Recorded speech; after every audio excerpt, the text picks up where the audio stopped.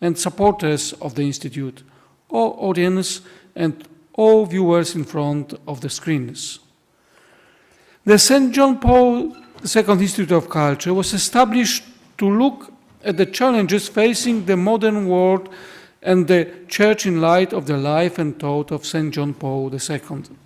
The idea of thinking with John Paul II has been embodied in the JP2 lectures series, which are monthly lectures of eminent interdisciplinary academics who will revisit the extraordinary contribution of John Paul II for our own day. Last time, at the third JP2 lecture, we had the honor of hosting Professor Mirosława Grabowska. In her lecture, Professor Grabowska examined the sociological theory of secularization and various theoretical approaches to the changes taking place in the religiosity of Western society today.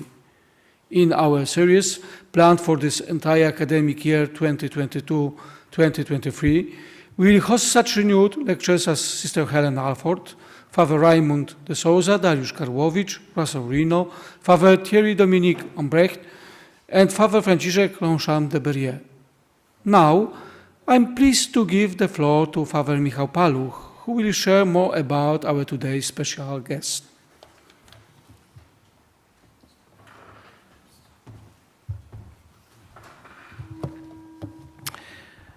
Good afternoon, dear friends.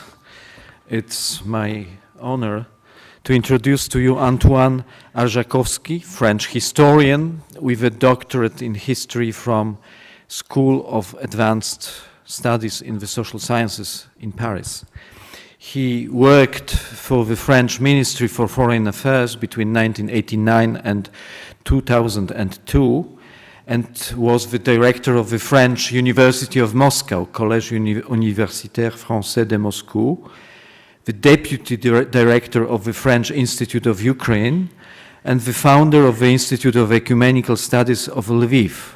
So you know the bunch of experiences which is very difficult to find anywhere in the world. Today he is research director at the Collège des Bernardins in Paris, president of the Association of Christian Philosophers, administrator of the Semaines Sociales de France, and administrator of the Platform of European Memory and Conscience in Prague. Today's lecture, titled Religion and Politics from Totalitarianism to Democracy, the Case of Ukraine, will start from the examination of what is exemplary and prophetic in the encyclical of Pope John Paul II Centesimus Annus, published on the 1st of May 1991. Subsequently, the reasons for Ukraine's success in establishing a democratic state will be explained, together with an analysis of Russia's choice to go back to the old ways of the empire and to establish a neo-fascist state, despite its supposed passing from a totalitarian regime to a democratic regime after the collapse of the USSR.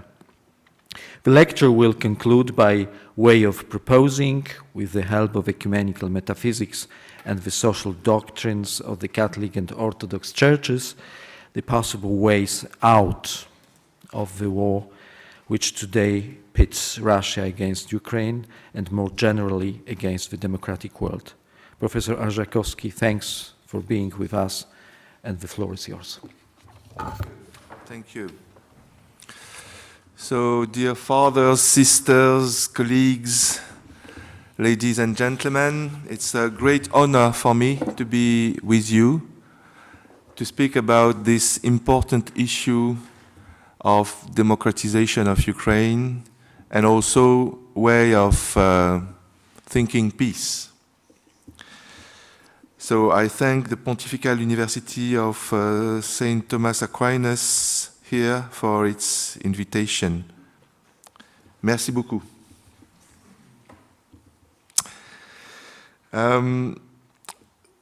The idea is to speak about theological and also political reflection, how Ukraine came from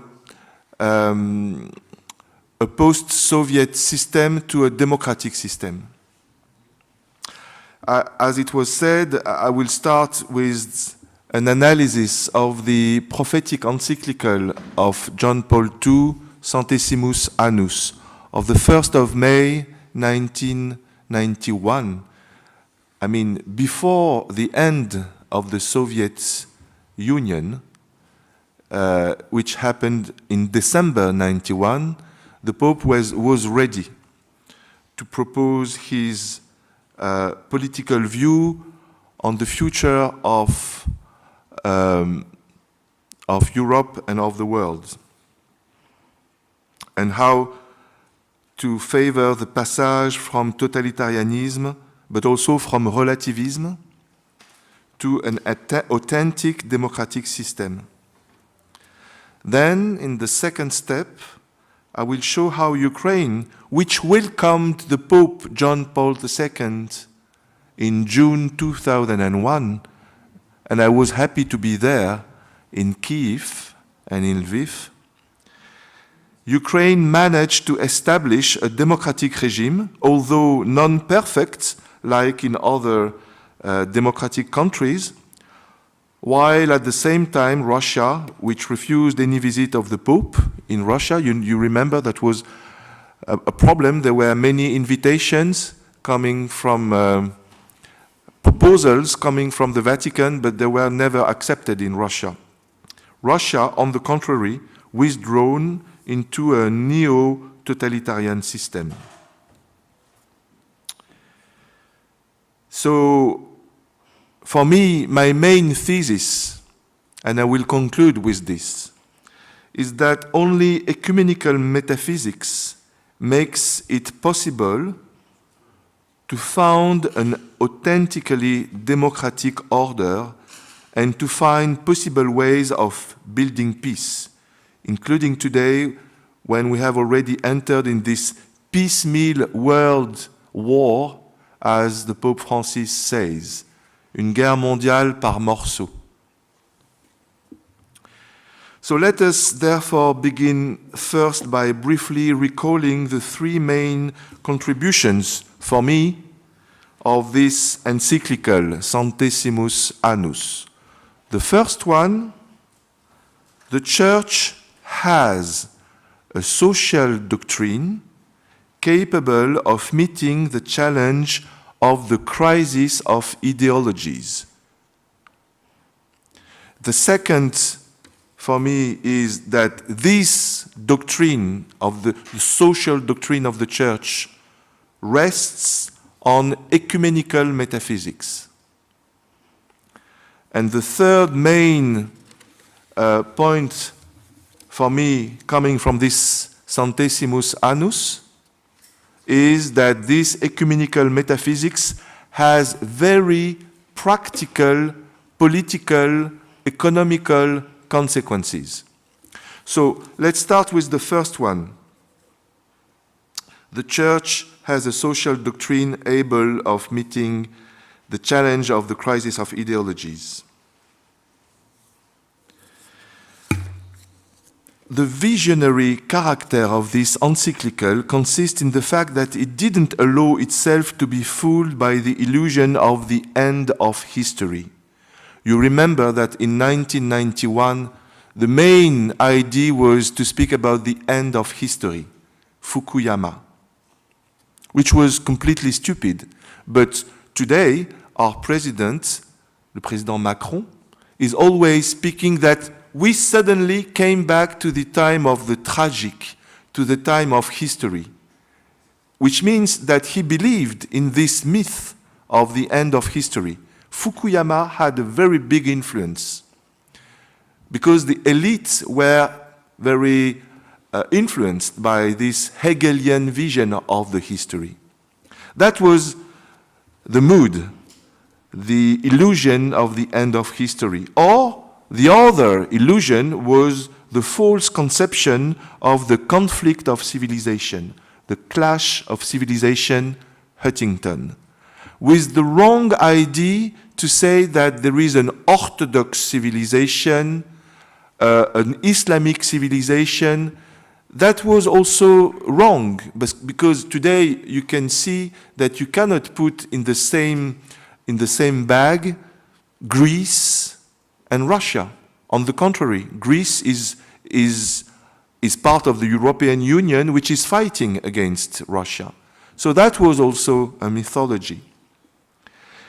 The originality of the Pope, John Paul II, was that he was able to show very early the limits of socialism and communism, while showing also the limits and the risks of liberalism.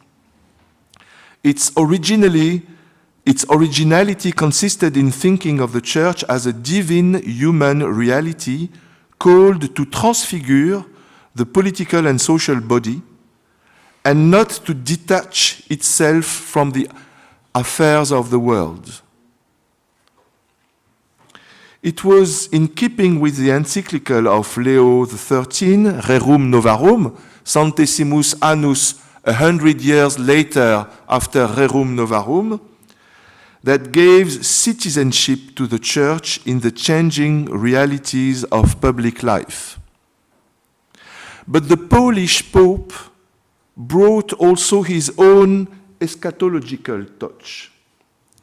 And I quote him in the Centesimus Annus: "The kingdom of God, present in the world without being of the world, illuminates the order of human society as the energies of grace penetrate and enliven this order.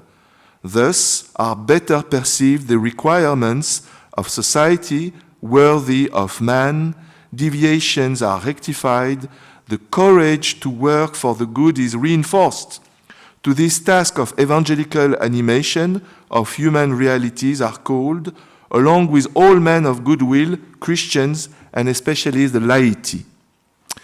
So from these quotes of John Paul II, you see the eschatological belief that the kingdom of God is accessible in this world. You cannot say anymore, this world has no interest. The real life will start after death. In this eschatological vision, the kingdom is also, we can participate in the kingdom of God already now, in history, which means that the church has responsibility. This approach allowed him to denounce the error of socialism, which reduced the human being to a set of social relations. From the idea of the person stem without any freedom. He also denounced the error of liberalism, the ideology according to which private property is an absolute value. Against Jeffrey Sachs, the ultra-liberal Consensus of Washington. The Consensus of Washington, maybe you heard about that, was adopted in 1991. Also in Washington by the elites of the political and economic world, from Jeffrey Sachs, the Harvard School of Economics, to the International Monetary Fund, Michel Camdessus, and all these people at that time.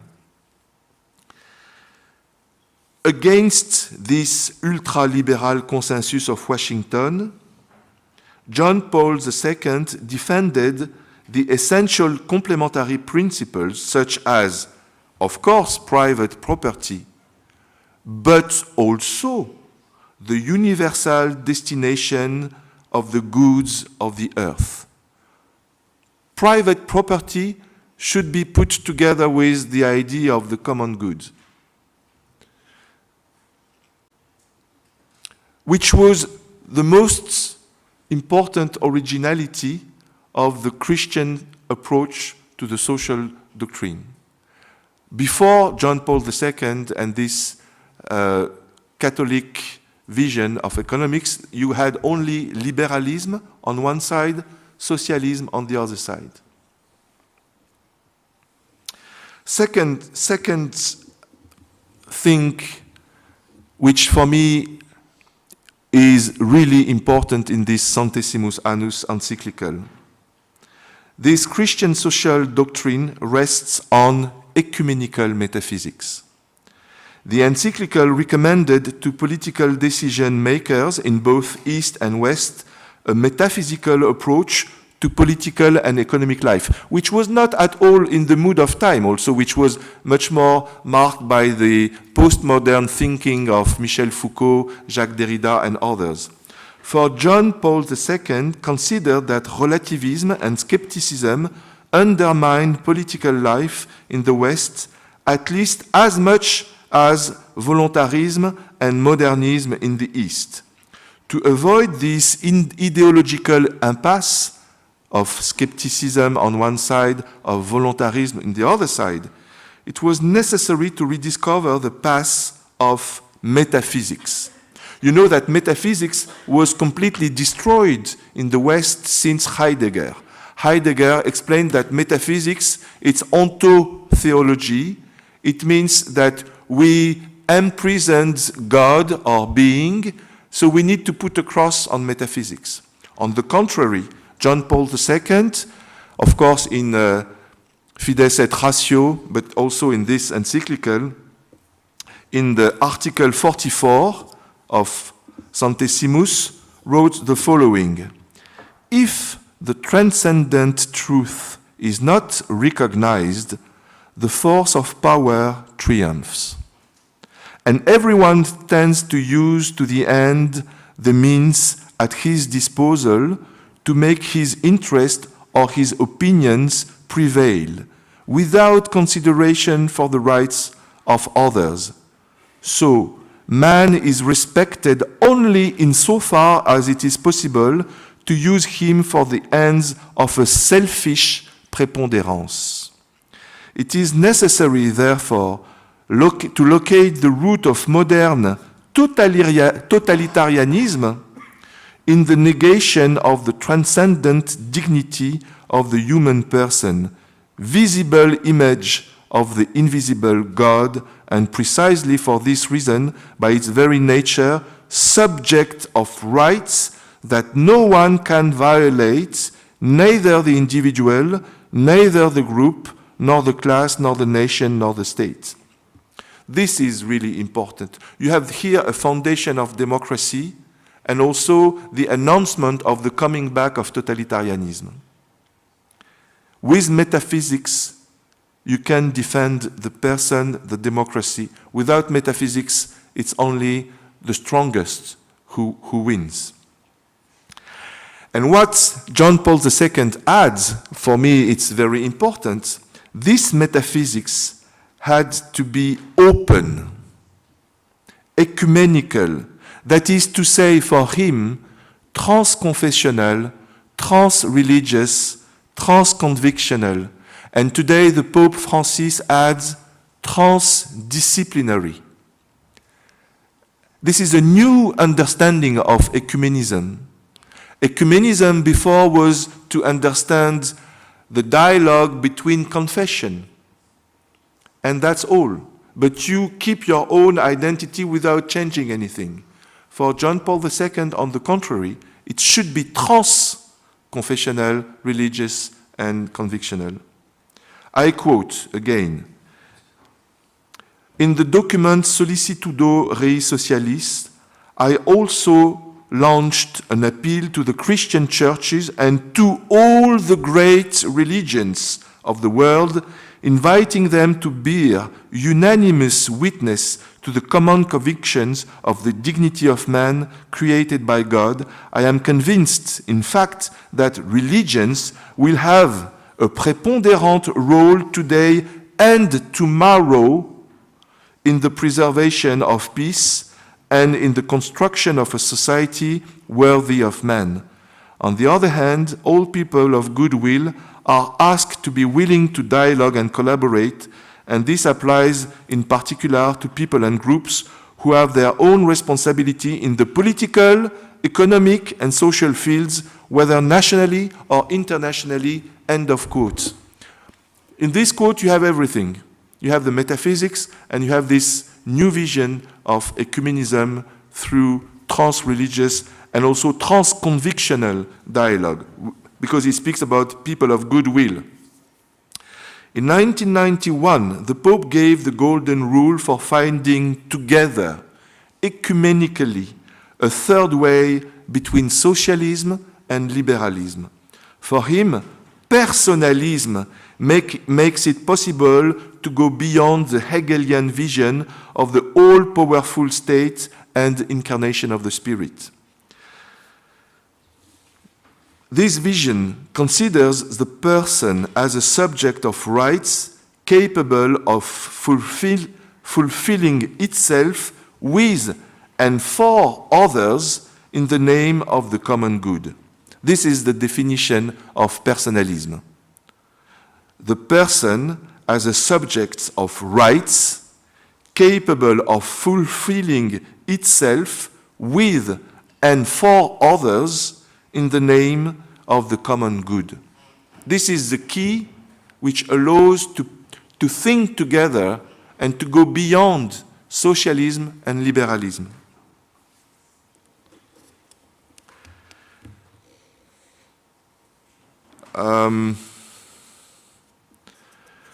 And John Paul II gives also the method to follow. Freedom of choice must be at the service of truth and therefore of justice. For there is a constitutive link between human freedom and the truth, a link so strong that a freedom which refuses to bind itself to the truth would fall into arbitrariness and would end up submitting itself to the most degrading passions and self-destructions. He is announcing here our time of post-truth world. We are in a post-truth world.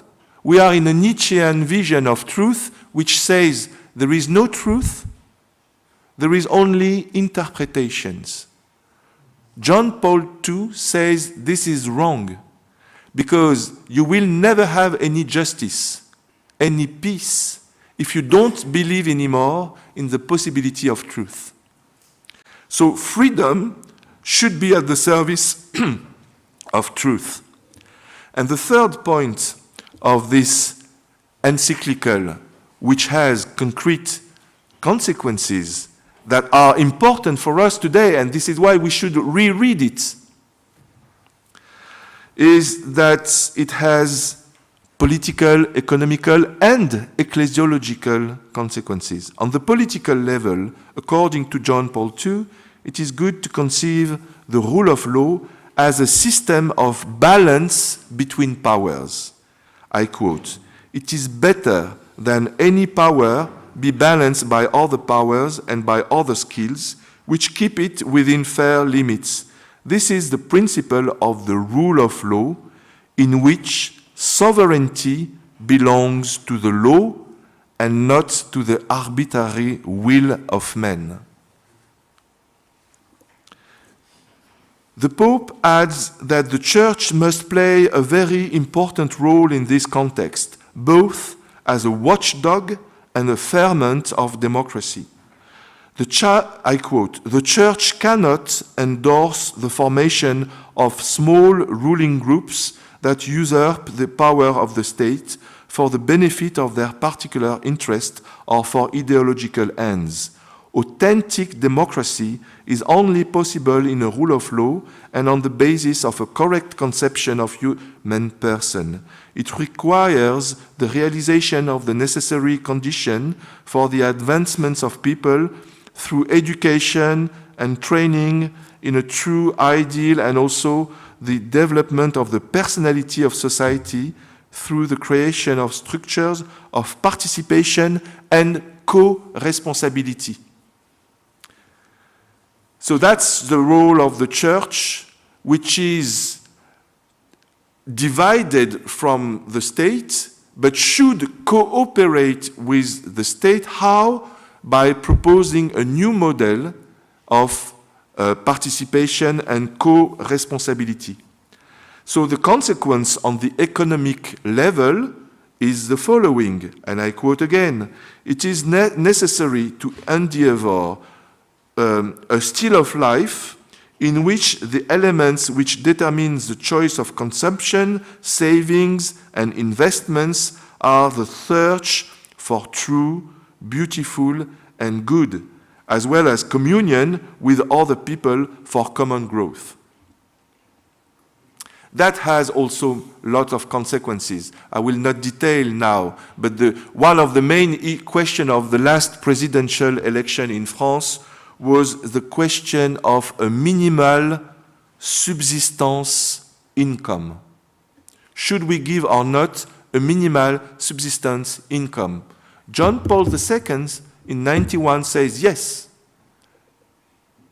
And the Pope Francis today is also saying yes. Well, that's very revolutionary, I would say. But this is a direct consequence of his economic vision. So, I wanted to remind very briefly the main ideas of this encyclical Centesimus Annus in order to understand why it is important for us to understand how democratization succeeded in Ukraine on the basis of this vision, and why in Russia, on the contrary, it failed, because they had no understanding of this metaphysic, ecumenical metaphysics. So, I don't think that it is necessary to demonstrate either the democratic character of the Ukrainian government today or the neo-fascist state in Russia. Timothy Snyder spoke quite convincingly about that. I will not come back to this. Everyone knows the three great moments of Ukrainian national consciousness since 1991, namely, first of all, the Granite Maidan, which prompted the Ukrainian political elites to refuse the attempted neo-Soviet putsch in Moscow in August 91, and to proclaim as early of August 91 the independence of Ukraine, which was confirmed by referendum on December 1st and precipitated the end of USSR in December 91. Maidan de Granit, 91. We want to be independent. We don't want any more Soviet Union. Then took place the Maidan of the Orange Revolution, which defended the rule of law and therefore the rights of citizens to have free and unrigged elections, as had been the case during the second round of presidential elections in October 2004, and led again under pressure from civil society in a second round, and Viktor Yushchenko's victory.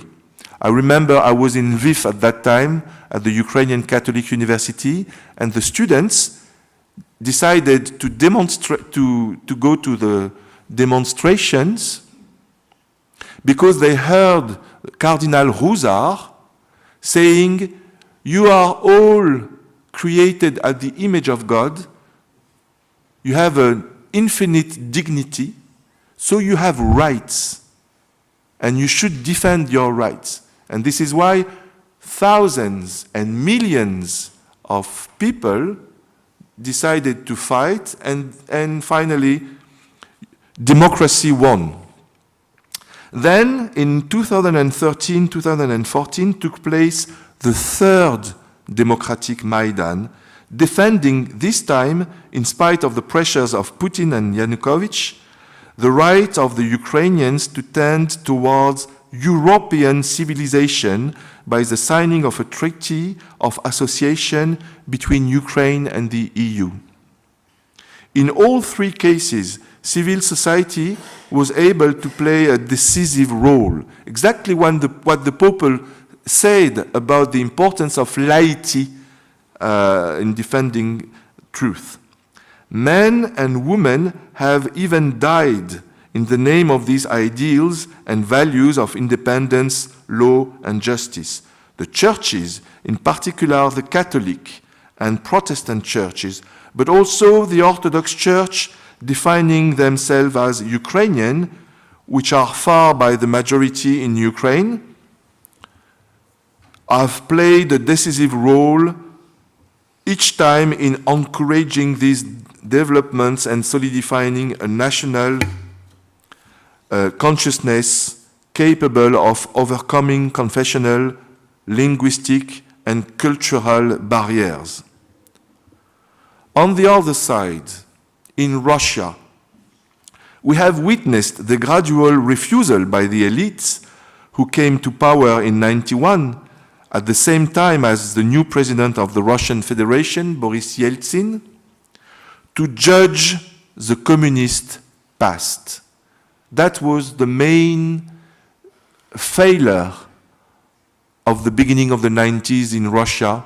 They refused, as Bukovsky proposed, the dissident, to organize a judgment on the communist crimes, and that was refused by Yeltsin and the elites.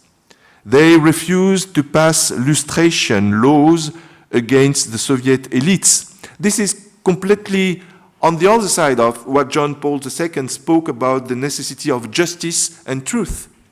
They decided to go into amnesia. And the Orthodox Church of Moscow has not only refused to ask for forgiveness for its own compromises with the communist regime, but has also rehabilitated what I call a monophysite theology, inherited from the Soviet and imperialist past, and has propagated a new imperialist theory called the Russian world, Ruski Mir, which says that everywhere where you have a Russian speaker, you have Russia, which would be very dangerous in the West, especially in Belgium or in Swiss, for the French language. But the ecclesial factor is not the only key to explanation. During the meetings that I organized in 2018 and 2019 in Paris, but also in Kiev, in other cities in Europe, I gathered more than 200 experts. And I have done this, and I published in this document that you have maybe received, that was done with the Ukrainian Catholic University, but also with the Mogila Academy, and in Russia with Memorial, the Human Rights Society, when it was not closed yet. So we understood that peace discussions in the Normandy format are not working. Merkel, Macron, Zelensky, Putin, they met in Paris in 2019. It was not working about the Minsk agreements. So we proposed a new way to understand how to build peace. And we identified 4 major discrepancies between Russia and Ukraine. The first one is the historiographic. We have different visions of history if we are in Kiev or if we are in Moscow. The second one is the political gap with regard to the rule of law. We have 2 different understandings of the rule of law and the role of law. The third one is the gap in the vision on what sovereignty means in terms of international relations. And finally, we have different understanding of ecclesiology, how the church should be organized if we are in Kiev or if we are in Moscow. 4 major discrepancies that are connected with the same problem of political theology that I will now describe. I decided to present only 2 of them, the problem of historiography and the problem of ecclesiology, that are consequences of this understanding of ecumenical metaphysics or not. So let's start with this new ecumenical political theology that produces a new historiography, a new vision of the past.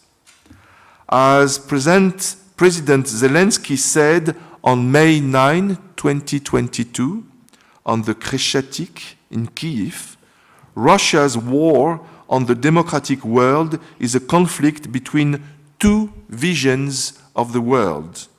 On the one hand, there are those who consider that the nation should blend into a larger whole in which unity is ensured by the emperor, the unique intermediary between God and man, and by the Tsarist motto, orthodoxy, autocracy, and popular feeling.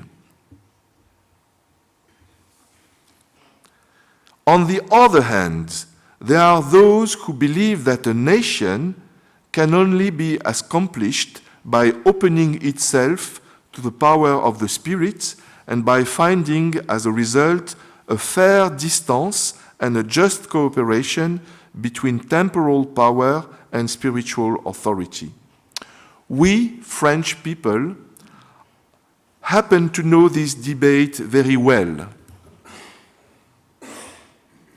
Indeed, French and Germans fought hard in 1870 because both claimed to be the only legitimate heir of the Carolingian Empire of Charlemagne. Everyone knows that after the defeat of Napoleon III at Sedan, the proclamation of the German Empire took place at Versailles on January 18, 1871. The fall of the Second Empire in France on September 4, 1870, and the reunification of Germany the following year were the consequences of the humiliation caused by the victory of the Napoleonic armies in Jena in 1806. This conflict was of theological political nature, since to actualize the Holy Empire was to make the head of the state the representative of God, the contemporary of Christ. And this was catched by Adolf Hitler later. After the defeat of the First World War, Adolf Hitler never ceased between 33 and 45 to proclaim the Third Reich, that is to say, the third historical incarnation of the Holy Roman Empire. So you see this difference. On the one side, Germany, who was insisting on the vision of the imperialism of the empire, the Holy Empire, the Third Reich, and on the other side, the French vision of the Republicans insisting on the nation. And I will give you the definition of a nation of Ernest Renan. Ernest Renan is a famous French intellectual. He gave a conference at the Sorbonne University in 1882, and he gave the answer, what is a nation? I quote, "Man is not a slave to his race, nor to his language, nor to his religion, nor to the course of rivers, nor to the direction of mountain. A great aggregation of men, sane in mind and warm in heart, creates a moral conscience which is called a nation." A moral conscience which is called a nation. So you have on one side the idea of the empire that I described with the emperor as the only representative of God on the earth, and you have on the other side the idea of the nation, which is defined by a new political theology that is based on a moral conscience.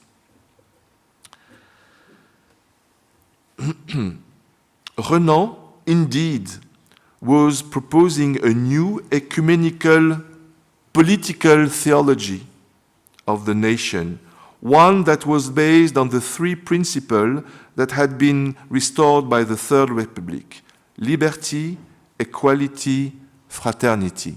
This is the moral conscience. Thanks to it, it became possible to think that German-speaking and Protestant regions, such as Alsace-Lorraine, could become part of the French nation if they freely choose the Respublika rather than the empire, to recognize the sovereign freedom of people, to justify the political body of the nation as it appears in the Apocalypse, was of course to pose a theological political truth different of the idea of the empire. Even if in history comparison is not reason, analogies are nevertheless possible. The same tragic fate befalls Crimea and Donbass as Alsace-Lorraine. In the same way that against Renan, a statue of Charlemagne was erected in 1882 in front of the Notre Dame Cathedral, Vladimir Putin inaugurated a statue of Saint Vladimir or Saint Volodymyr, the Prince of Kiev, in front of the Kremlin in 2014. In both cases, we find the same type of mythological, historiographical awareness which consists in making people believe that the state in place is the unique and exclusive legitimate heir of the Holy Roman Empire. For the French and German, it was Charlemagne. For the Russian and Ukrainians, it is Vladimir. Although Vladimir was never in Moscow, because in the 10th century, Moscow was not existing. So you see, it's a mythological reconstruction. And the capital of Charlemagne was Aix-la-Chapelle and not Paris. So the Ukrainians refused this imperial vision inherited from Byzantium and chose the model proposed by the Council of Florence. You know the Council of Unity of Florence in 1439. That was signed by the Orthodox Church of Ukraine, but refused by the Orthodox Church of Russia. This is a second big difference between Russians and Ukrainians that participated in the nation building of two different states. In Ukraine, we have an ecumenical conception of the church, which is based on the Council of Florence. In Russia, we have a political Tsarist understanding of the church, which is based on the refusal of the Council of Florence. The priority in the 16th century in Moscow was to fight against the Tatars, who were Muslims at that time. The priority of the Ukrainian Orthodox Church was unity with the Polish king, with Europe. That is a main difference. Conversely, on the Russian side, the state had to embody the power of the Almighty God in order to promote the emergence of nations. The mission of the Russian state was to restore the Holy Empire and the Third Rome, because after the fall of Byzantium in 1453, Moscow was becoming the Third Rome, and there will be not a fourth one. So it had this eschatological vision of the church, which was totally imperialistic. In 2019, our commission, Truth, Justice and Reconciliation, with intellectuals from Russia, from Ukraine, from Western Europe. We met, and we agreed on a first proposal in order to make peace. For us, Russian and Ukrainian historians should follow the example of French and German historians. You know maybe that the French and German historian agreed on a joint historical textbook that was published 20 years ago, but that was started already in the 30s. French and German historians agreed to write the history together against all kind of mythology. We have in France, for instance, a famous historian. His name is Georges Duby. He wrote a book, Le Dimanche de Bouvines, about the Battle of 1214.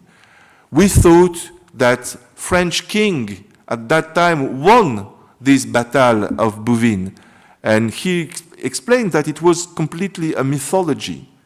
So Russian and Ukrainians should do the same and write a joint history textbook based on the method of crossed views, les regards croisés. What Paul Ricoeur proposed is that history, it's not memory. History should put together memories through crossed views and find consensus. This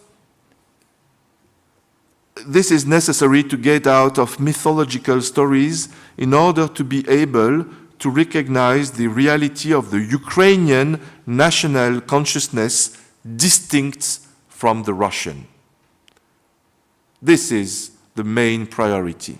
This is two national identities that build themselves progressively in a different manner.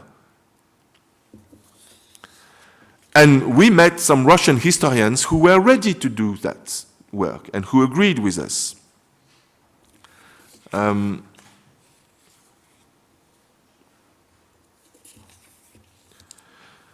Because of his pathological mythology centered on false historiography, Putin vowed to avenge the unbolting of Lenin statues that happened in Ukraine in 2014 after the Revolution of Dignity.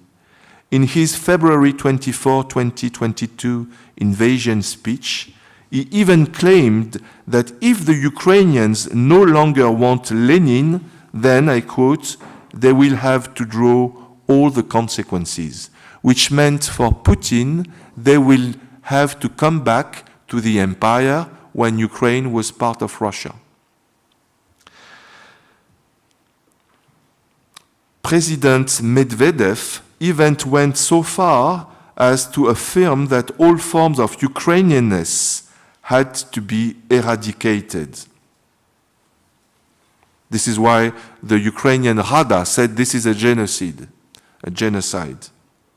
So we can understand why the Ukrainian parliament voted a resolution condemning the genocidal project of the Russian state against the Ukrainian nation.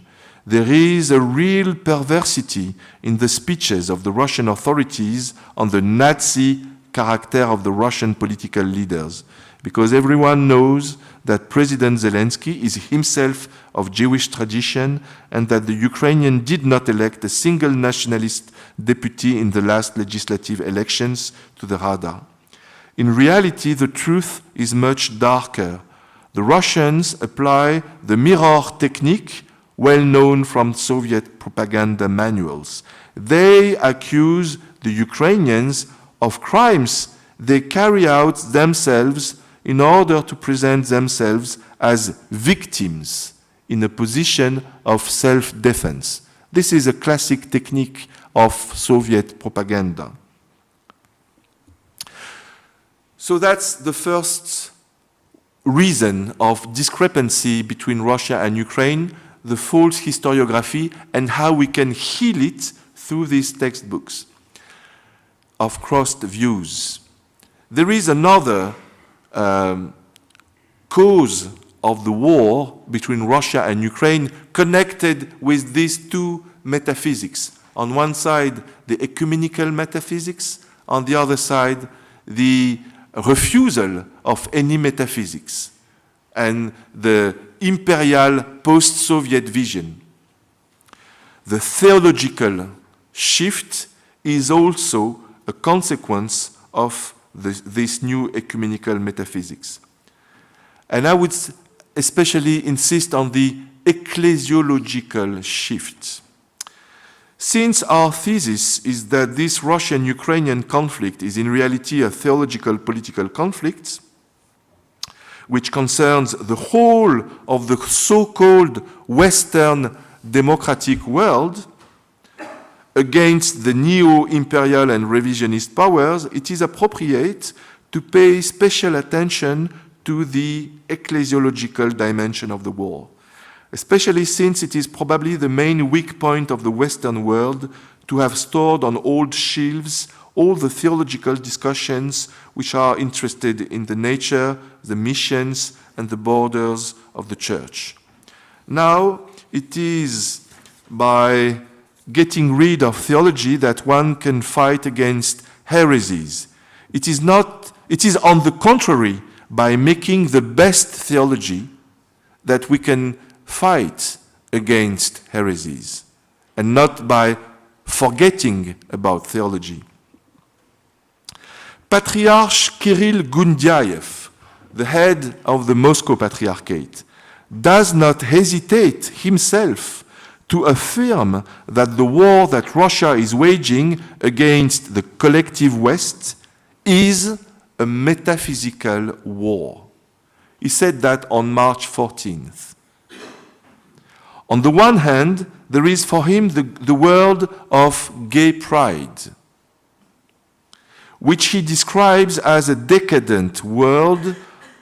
On the other hand, there is the Holy Russia, which by its rehabilitation of the Russian world is able to build a sacred space within which the kingdom of God on earth can be accomplished. This is a Manichaean vision. This is not Christian, but this is what he believes.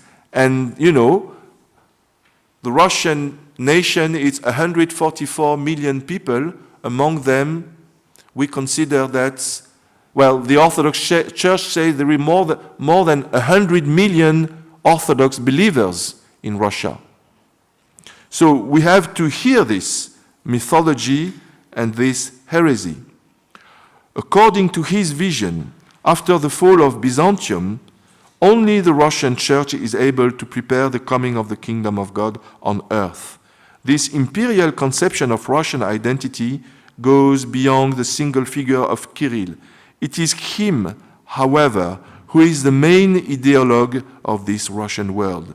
The theory according to which Ukraine, Belarus, but also Moldova do not have political independence insofar as they belong to the same ethnic group, mythified, and therefore to the same civilizational space.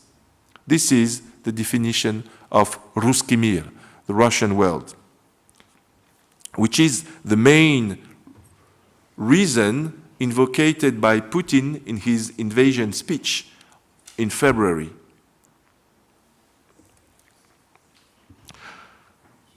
Denazification, demilitarization goes after this main reason. And this was today, again, you know that today Putin spoke to the old generals of the Russian army, and who was sitting at the first place? Patriarch Kirill. So there is a complete connection between them, because it's a false ideology that on one side the state is in charge of the bodies and the church is in charge of the souls. This is the definition of cooperation, of the symphonia, the symphony between the Russian and state since the Byzantine Empire. And it's a heresy again. because in the Christian vision of incarnation, state, body, soul, and spirit goes together and are not separated. According to Kirill, this sacred space is dictated by belonging to the Orthodox faith, by the spread of the Russian language, and by a common culture marked by centuries. On the first Sunday of Great Lent, on March 13, Kirill Gundyaev once again justified the invasion of Ukraine in the name of this heretical ecclesiology, which understands the Church only as the Ark of Salvation. I quote, "May the Lord preserve our Church, strengthen our people, and help us all, Russian Orthodox people." I repeat, when I say Russians, I mean the words, "Where does the Russian land come from?" From the Chronicle of Past Times. So, this is a confusion between Russians, Rus, and contemporary Russia. This imperial conception of the Church has been heretical since Bishop Eusebius of Caesarea made the Emperor Constantine the unique mediator of God the Father on earth. You know, that's come from the 4th century. But in the 16th century, Metropolitan Philip II of Moscow reminded to the Tsar Ivan the Terrible, Ivan Grozny, who also believed himself to be the unique representative of God on earth, Metropolitan Philip reminded him of this gospel truth that no one could put itself above the truth of Jesus Christ. He was killed, and since that time, since this tragic event in the 16th century, the Russian Church lost any independence towards the state.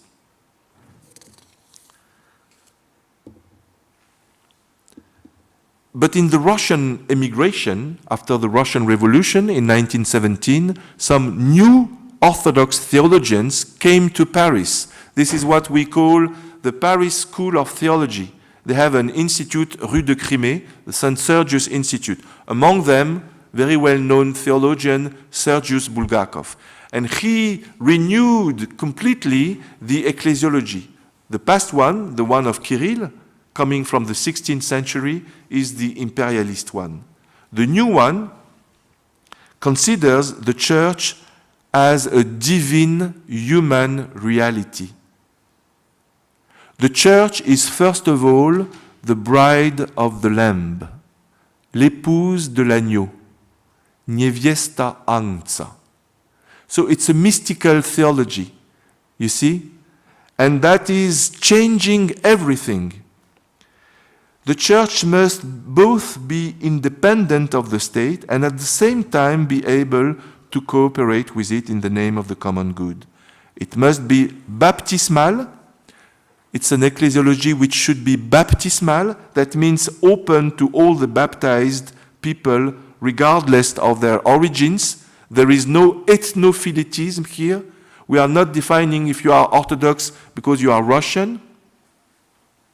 It is baptismal. It is also an ecclesiology which is Eucharistic, centered on the symbol of faith and not on the faith of the prince. This ecclesiology is also nuptial, aware that all of human history has meaning only in the covenant pact with God, and which finishes in the Apocalypse, in the book of Revelation, with the wedding of the Jerusalem, earthly Jerusalem, and the Jerusalem on the high.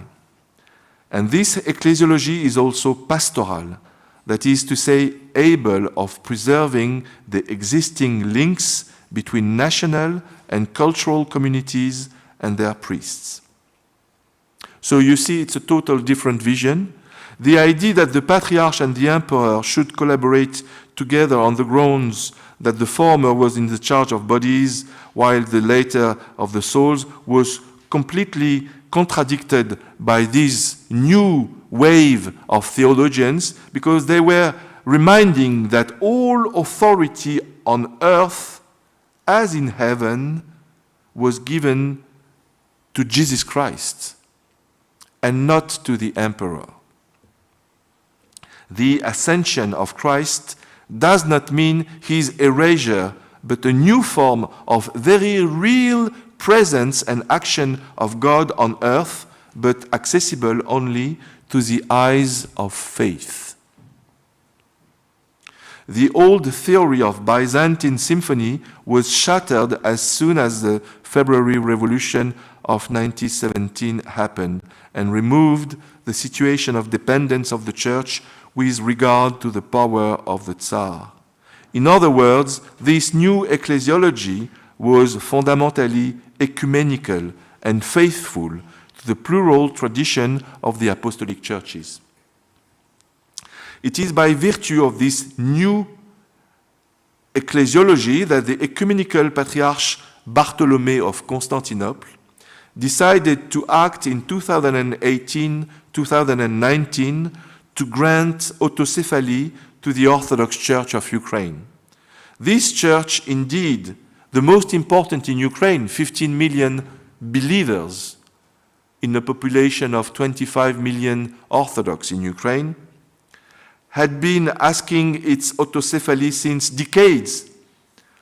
Bartholomew was also aware that the non-recognition of this church weakened the Ukrainian nation in the face of the Russian state, which had annexed Crimea in 2014.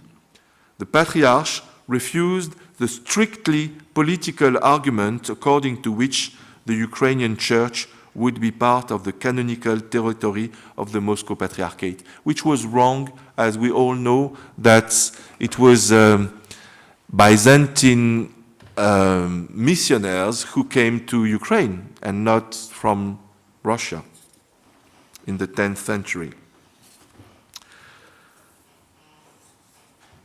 So today, the Ukrainian Orthodox Church, which had remained faithful to the Patriarchate of Moscow, has itself decided to cast off the moorings and to emancipate itself from any legal dependence on the Russian Church. No one can predict today how long it will take for the Orthodox Church of Ukraine, the Ukrainian Orthodox Church, and the Greek Catholic Church of Ukraine to find the path of dialogue and convergence toward their common heritage.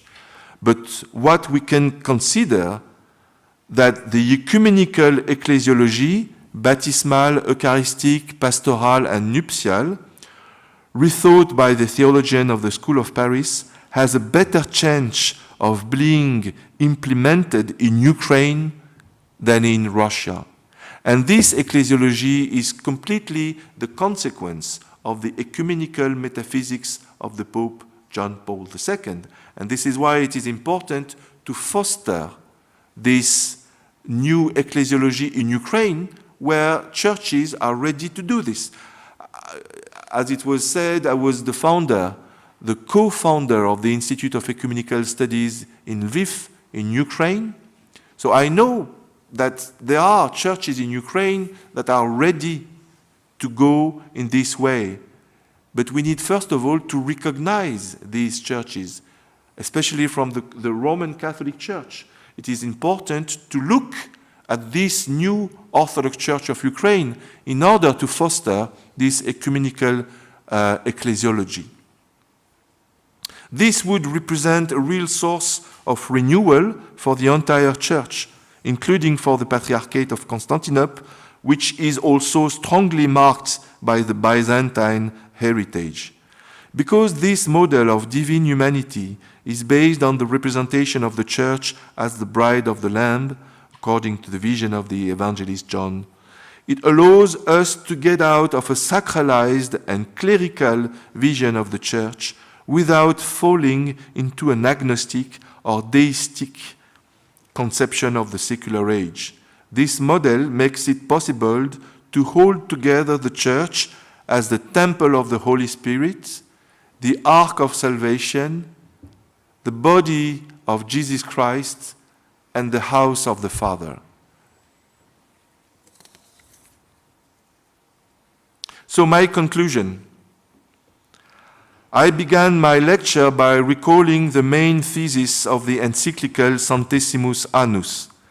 They consist, as we have seen, in the defense of an ecumenical metaphysics, characterized by its eschatological dimension of the kingdom of God accessible in this world, its personalist and dialogical orientation, and finally its defense of the democratic rule of law and the social market economy.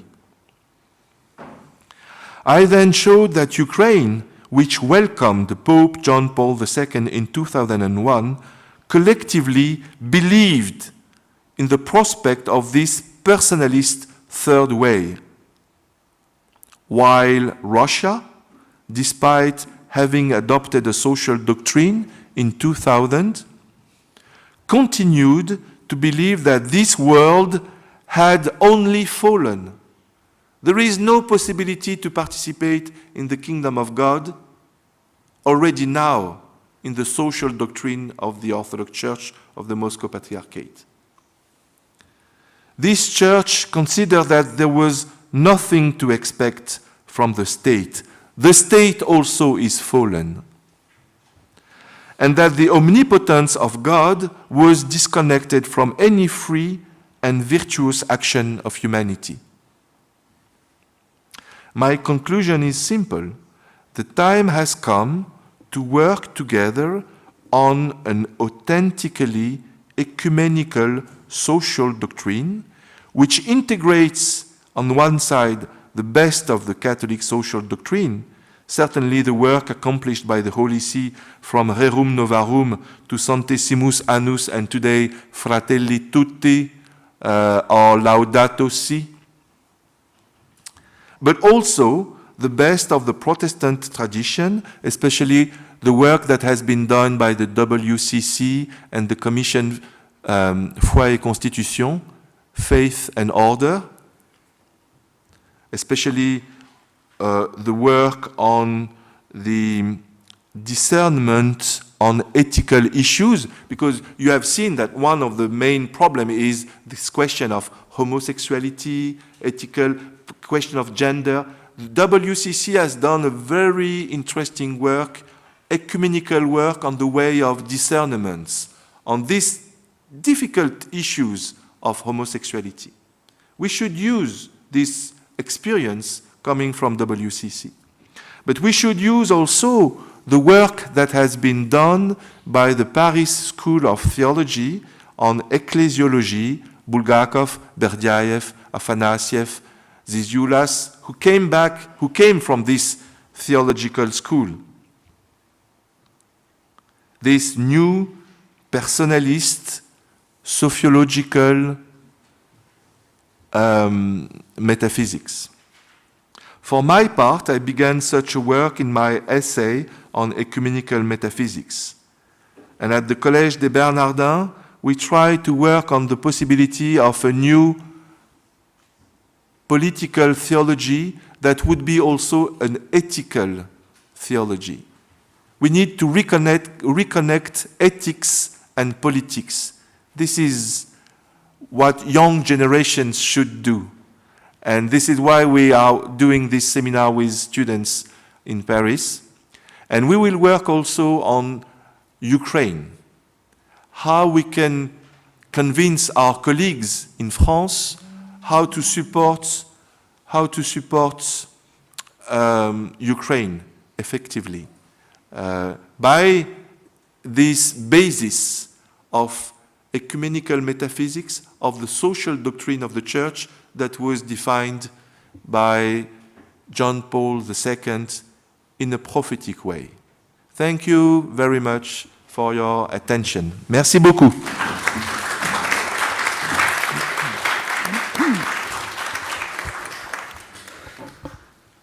Professor Arjakovsky, thank you very much for your excellent lecture. And now we have time for questions. So please use the microphone.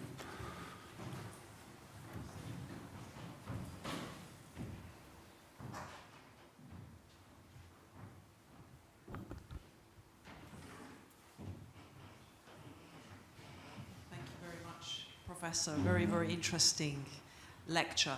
I'm happy to be able to say that we, as part of the Ut Unum Sint program that we have here with the Institute of Ecumenical Studies, we do have a day on ecumenical social teaching. So that's also part of our work. So it'll be interesting to talk to you more about that. This is my favorite encyclical, Ut Unum Sint. Yeah. So I'm interested how you would see the relation between this and what I think Pope Francis is often trying to get at, which is an interreligious approach. I mean, I think you'll probably say these are complementary, probably, but I'd just like you to say a bit more about it. I think it's to me, it also connects with this idea that we haven't talked about at all so far, and I'd be interested to hear what you think about it, which is the idea of natural law. You know, there's a sort of re-emergence in one of the disciplines that I work a lot in, which is business ethics, of the idea of natural law as a basis for a global ethic. And I think this is an interesting development and connects with what you were talking about, this metaphysical renewal that we need. And you were talking about especially in relation to ecumenism, but I think we could say along the side of this, we also need it in relation to an interreligious approach. I would say in some countries, this would be especially helpful. And I think the Christians will be the heart of it, because it will be the Christians who will carry this forward. So anyway, I'm just interested in some of your thoughts about these ideas. Thank you. Thank you. Thank you. It's big questions. We could speak about that for during a long time. What I could say in few words about the first part of your questions, the connection with ecumenical approach and interreligious approach. I think time has come to think it together. Because, first of all, from the start, when here in Rome was created the Pontifical Secretariat for Unity, it was clear that they should think together the question of unity with Protestants and Orthodox, but also with Jews. And this is why in the Secretary, on the same level, there is these two questions connected. So it was natural, the extension of the dialogue, because of this consciousness of this Vatican II documents, that ecumenical dialogue should integrate also interreligious dialogue with Muslims, with Buddhists, and even with agnostics and so on. This is the idea that faith is larger than what we can say about it. And faith is grounded on a new definition of orthodoxy. Orthodoxy is le gouvernail. How do you say gouvernail? The steering wheel. Orthodoxy is the steering wheel of faith and reason. So this is why it is important to define orthodoxy. If we define, as in the past, orthodoxy only in a confessional way, then it doesn't work, because all the churches define themselves as orthodox. So we need to redefine orthodoxy in a new way, and what I proposed is to say that orthodoxy is altogether the right glorification, the right memory, the right truth, and the fair justice. This is four definitions of orthodoxy. And the problem is often we have only one definition of orthodoxy. Today, nowadays, we understand orthodoxy, all of us, as faithful memory. We are Catholic because we are, first of all, faithful to the Pope. The Orientals say we are Orthodox because we are, first of all, faithful to the councils. Whereas the Protestants are saying, we are Protestants because we are, first of all, faithful to the scriptures. This is only one definition of orthodoxy, but there are others, the fourth. And so if you have this new understanding of right glorification, faithful memory, right truth, fair justice, then you see that orthodoxy is a tension which allows to discern the sign of God in the history and through the reason. If you have this understanding of orthodoxy, which is not confessional, then you have the possibility to discern the truth also in Judaism, in Islam, in Buddhism, and so on. This is the major change that we should understand in order to go in this new metaphysics, which allows to put together again faith and reason. And here again, the John Paul's encyclical Fides et Ratio, rehabilitating the wisdom of God, allows us to go in this metaphysics. That's for the first part of your question. And the other part is the question of the natural law. This is a question which is not easy, and I know that the Catholic Church asked to the International Theological Commission to work many years on this. And I read the conclusions of this work that was many years prepared. And my conclusion is that we don't understand the same thing when we use this term of natural law if we are in Eastern Europe or Western Europe, in the South, in the North.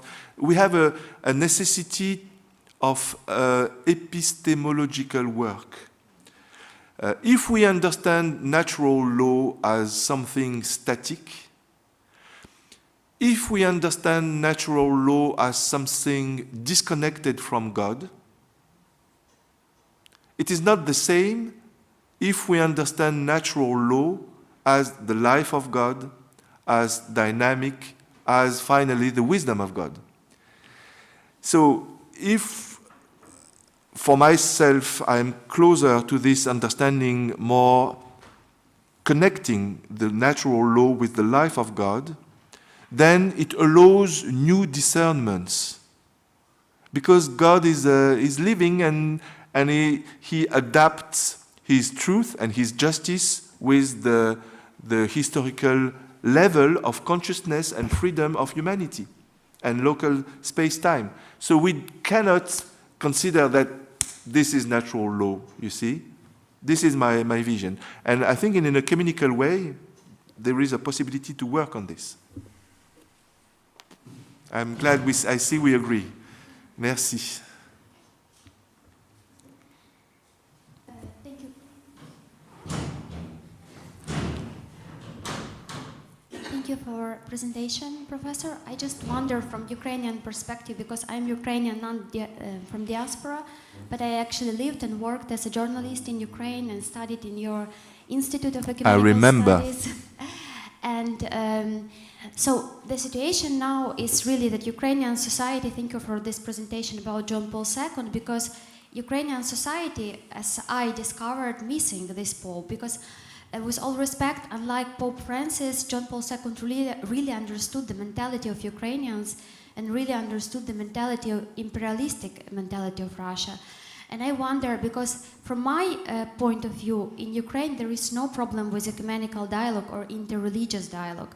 But is the time now to create this ecumenical doctrine when actually there is a lot of hate in society and crimes of Russian Orthodox Church in Ukraine are unspeakable as an instrument of propaganda? It works really terrible. And speaking from Ukrainian young society that wants to do nothing religiously, culturally with Russia, so is it not better, according to your opinion, or maybe to opinion of Western world, to wait some time until Ukrainians can rediscover identity? Because yes, it's a multicultural society, but the issue of this war is actually that it's a cultural war, and our identity only rediscovering now, because we still totally don't know who we are, and it's a time of changes.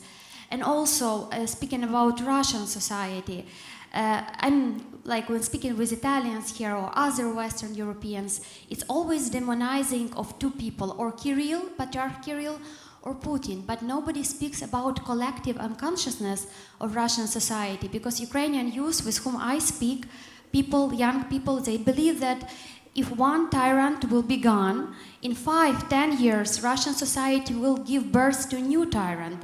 So it's actually, how can we create this ecumenical doctrine in these conditions when orthodoxy, Russian orthodoxy, is an instrument of propaganda that basically is cause of death of many Ukrainians. And as well, I feel, and many people with whom I spoke, it's not to criticize or be disrespectful to Vatican, but it's really truthful that we feel as Ukrainians that this ecumenical dialogue with Russian Orthodox Church is forced on us. We saw it during the Easter when Pope asked Ukrainian and Russian women to carry a cross. We saw it when Pope called Dugin, a propagandist of Russian Mir, Ruski Mir, as a victim of war. We saw it when Pope spoke about Dostoevsky and his humanism, which is totally strange for me, because sometimes as a journalist I wonder, with all my respect to Pope, but I wonder who writes this kind of text and how a little bit irresponsible the choice of language is there to the feelings of Ukrainians. So how can we, in this time, with all respect, not create this hate speech, but how much time do you think will be needed to really create this ecumenical doctrine, but in free way, so Ukrainians will feel, Ukrainian society will feel that this is not forced on them? Because now, honestly, with all respect to Catholic Church and to Western society, all my friends, journalists, all young people whom I know, we feel it's forced on us. There are a lot of discussions, and I think it's really important to create this ecumenical doctrine. But in which way can it be done? So it will be done like including the desire of modern Ukrainian society, not this stereotypical Ukraine that exists in the idea of Western society, of Italian society, which I see in newspapers. Not this idea of Ukraine that immigrants who live abroad for 20 years, but really modern Ukraine that changed totally after 2014. So I would wonder, how do you think it can be done? Thank you. Thank you. It's good reaction, good question. I agree with you. What is important to understand, first of all, is that ecumenical dialogue does not mean we are all friends, we agree on everything, let's kiss together. That's not what we understand by true dialogue. Ecumenical metaphysics, as I said, from John Paul II until today, needs first of all truth, and then justice, and then only reconciliation, little by little, first of all asking for forgiveness, forgiving, building trust. It's a long step. Ecumenical dialogue doesn't mean let's forget about all this stuff. We are human beings. We are not concerned by the authorities. We are friends. That's not at all the position of ecumenical metaphysics. And this is why it was not easy for us to defend our position when we created our commission with Russians and Ukrainians saying, let's start together.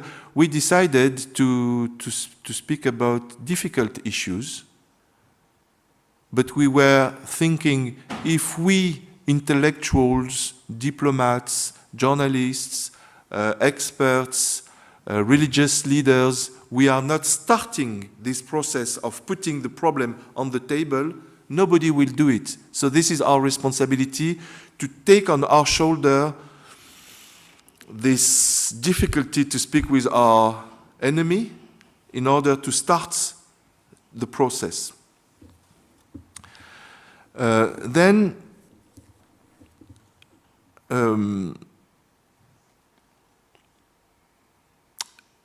that's true also what you say, that the problem is not only Putin or Kirill. And I said that. I said that the problem is much more complicated, much more deeper. I insisted on them, but I said they are not the only responsible. The problem is connected with, as you said, a national consciousness. And this is why it is important to work on the foundations of this consciousness. And the foundation of consciousness are connected with history, wrong mythologies. It's connected with ecclesiologies, wrong ecclesiologies. It is connected with understanding of the international relations on fundamental issues. Who is, what is the strongest thing in the world? Is it the law, or is it the force, the army? You know, we need to start with these fundamentals in order to agree how to show, to explain, to demonstrate that, in fact, the 20th history, the history of the 20th century has shown that law is stronger than military force. You know, this is not at all what Putin and lots of Russians believe. And the third thing, what you said, you feel that sometimes in the Catholic Church, especially with the positions of the Pope, the Ukrainians were not in agreement with these positions, especially what's happening in Easter. It's a scandal. But you should, first of all, understand that there is an evolution in the position of the Pope. At the start, he thought it would be possible to resonate Putin, to have a dialogue with him. Then he said, no, it's not possible, I will speak with Kirill. And then he said, no, it's not possible because Kirill is a servant of Putin. And then he started to cry. And then he said, there is a problem. Russia is the aggressor and the Ukraine is the victim. So there is an evolution which is possible because people reacted and explained the position of the Ukrainian identity. The responsibility of Ukrainians is that they didn't defend enough themselves, their own identity. Who knows in Italy Grigori Skovoroda? Who knows? He is the most important philosopher in the Ukrainian history. But in France, nothing was translated from Skovoroda. Can you imagine? For us, that would not be possible to think that Voltaire was not translated in Italy or in Russia or in Ukraine. He is your most important treasure and he was not translated. So this is your responsibility also to show your deep identity. That was not done enough and this is time to do it. Cher ami. Thank you very much for your lecture, Professor. We had some questions about Ukraine, Vatican, and Catholic Church, but I would like to ask another question about France and about President Macron, because that's the thing which consider many people in Europe also. Because of course we can speak about Pope Francis, who has some problems with understanding what is happening, but from the other hand we have President Macron, who is trying to constantly talk with Vladimir Putin. That's the first thing. Can you explain why is he trying to do that?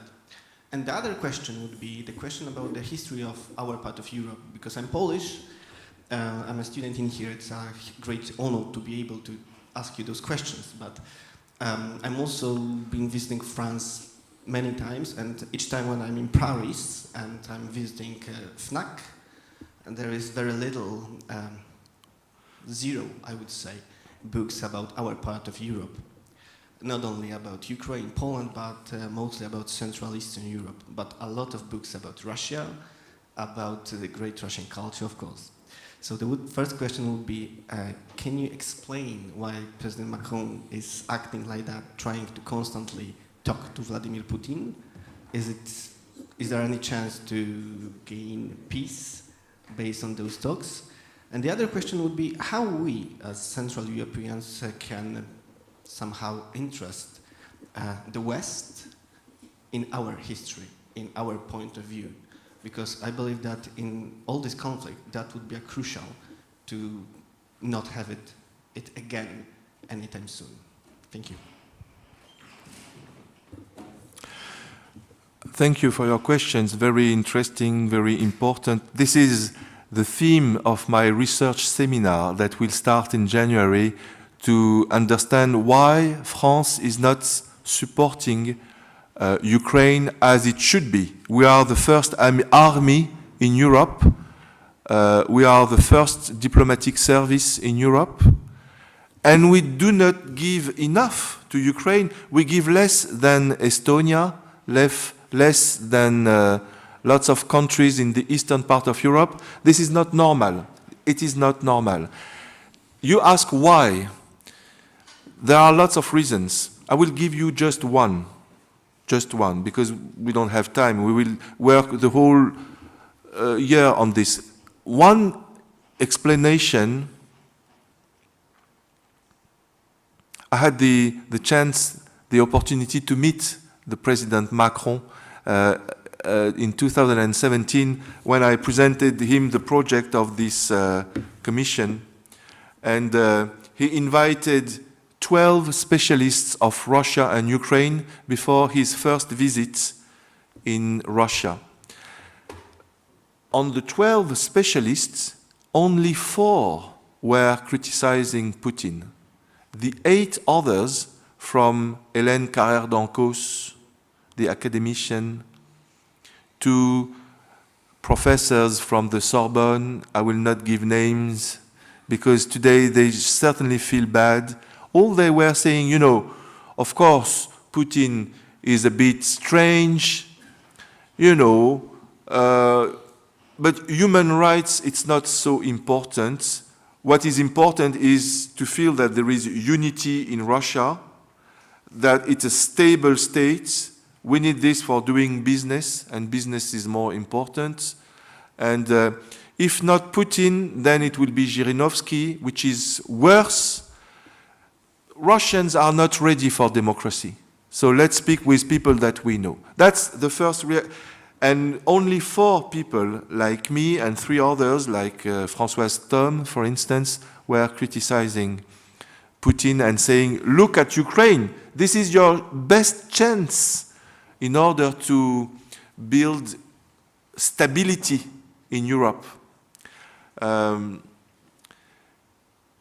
He didn't believe us also because in France we have intellectuals who were marked by their communist past.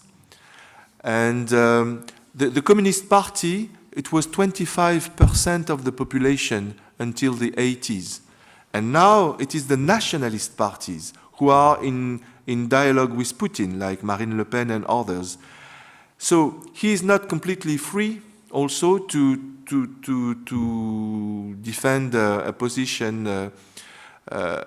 I will give another example. Recently, the Germans decided to recognize the Holodomor as a genocide. Scholz said it's a good idea, and the next week, the Bundestag voted that it's a genocide. In France, we do not recognize that it is a genocide. We even do not recognize that it's a crime against humanity. First of all, because we have this communist past, and second, because our historiography became postmodern, and we are in amnesia. This is a total amnesia. And when I explain to the people, Holodomor, It's 20,000 people who died every day, each day, during 6 months. People are horrified to discover this, and to discover that it is Stalin himself who decided to erase the Ukrainian national identity. So we need today, again, to explain what happened on the basis of the documents, and to vote also at the National Assembly a resolution saying this is a Holodomor. But the 90% of the historians in France say we should not admit les lois mémorielles, memorial laws, because we should be free. We should not consider that we need an ethical basis for politics. Politics and ethics are separate things. So this is our postmodern problem. And then you asked also what should be done from Poland. Eastern, yeah. I am myself part of the platform, as it was said, of the European Platform of Memory and Conscience, which is based in Prague, but which is in connection with lots of Polish National Institute of Memory. The one which is in Warsaw, the one which is in Wrocław, and others, but also in Hungary, in Slovakia.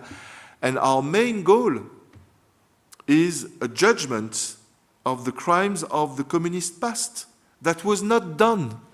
You see, that was not done. And lots of countries, Poland included, didn't adopt some laws in order to judge the criminals of the past. But you are much more prepared to do it than us, which are completely in amnesia, you see?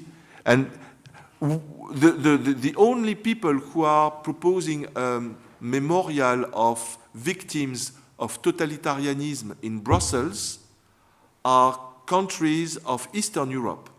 But in the West, nobody considers that it is important to have a memorial in front of the European Parliament insisting on the victims of the totalitarianism, because we are not convinced that totalitarianism is a good concept. We criticize Hannah Arendt when she says that the Soviet totalitarianism can be compared with the Nazi totalitarianism. Lots of people in France will tell you that Hannah Arendt was wrong, you see. So we have lots of things to do. You need to help us, you see, to do this work, because unfortunately, the postmodern philosophy in France is dominant. Can I ask you a question? Thank you very much. It was very interesting. So that will be last question. Thank you very much. It was very interesting. I would like to ask you questions, very short. But before, I would like to say that, of course, I agree with the senora journalist about the hate. No, it's not a time to. Maybe it's not a time to talk about that, about the book of the history. This is a great idea, and of course we have common border with Russians, and sooner or later we must. Its war became at the end, and we must find solution how we can communicate. It's good questions. Maybe not the time, but it's. I like this, the book of the history. Maybe it's. Let's say, uscita in italiano come exit in this situation. And a little about Holodomor. Yes, you are absolutely right. It's amnesia. It's the problem. It's we must have a judgment, a big judgment. All of this, even they dead, the people who do that. The problem is that the books who write about Holodomor around the world, Americans, English. Everybody knows instead of Ukrainian. I wrote the books in memory my grandma about the Holodomor this time. And I tried to publish it in Ukrainian, but all of them told me that it's very sad. Let's make it apart. It was before before the war, of course. So I put it on Amazon. I do it, publish it myself. Okay, but it's paradox, let's say. And okay, but I think that if we can do this judgment against that people, we could maybe we can avoid this war in now. Yes. If we do in past. So it's just my opinion. So my question is, what do you think? When it's a terrible war can be over, and what conditions? It's very short. Only your opinion. What do you think about it? Because the situation became more and more completely, how it says in English, difficult. And what do you think? Because this, let's say, is all time it's higher and higher demands about each party now in the conditions. So, what do you think? When and on which conditions it could be over? Thank you. It's also a big question. Thank you very much that you asked it. First of all, concerning the Holodomor, you have done the good thing to publish your text. It will be useful. A crime that is not condemned is the crime that is justified. And a crime that is justified is the crime which is repeated. And the Holodomor, the death by freezing, which is happening now, is the consequence of the Holodomor, of the crime by starvation. So, concerning your second question, well, I'm not able to answer. What I know is that the military defeat will not end the war. As I explained, it is a conflict of civilization, which are much broader than the conflict between Russia and Ukraine. It is a conflict which concerns the future of democracy and the future of new states pretending to be imperial. Not only Russia, but also China, but also Turkey, but also lots of others who do not believe in the universality of human rights, who do not believe in our postmodern understanding of democracy, and we can understand that. We need to heal the wounds that are growing these last 20 years with the ultraliberalism, globalization. We need to heal this, and it goes together with the ecological crisis also. We need to heal this, really, I believe this, by working together, walking together. This is why I speak about ecumenical metaphysics. This ecumenical metaphysics, it's not only for theologians or ecclesiologists, it is for all of us. We need to have, first of all, a conviction that truth exists. Unfortunately, those who won the elections today, like Trump, for instance, and others, create their own truth, the alternative truth. So if you don't have a common vision of truth, each state will create its own reality, which is not reality. And there will be war, because there is a conflict with reality. The war is a conflict with reality. So this is why I say, maybe in the next 8 months, Ukraine will be strong enough to put Russian soldiers out of Ukraine. But that will not be enough to convince all the new populist leaders and all the new imperialist leaders to forget about their imperialist visions. And this is why it is urgent to do education, to do ecumenical work, and to foster this vision of the Christian social doctrine of the churches. This is my conviction.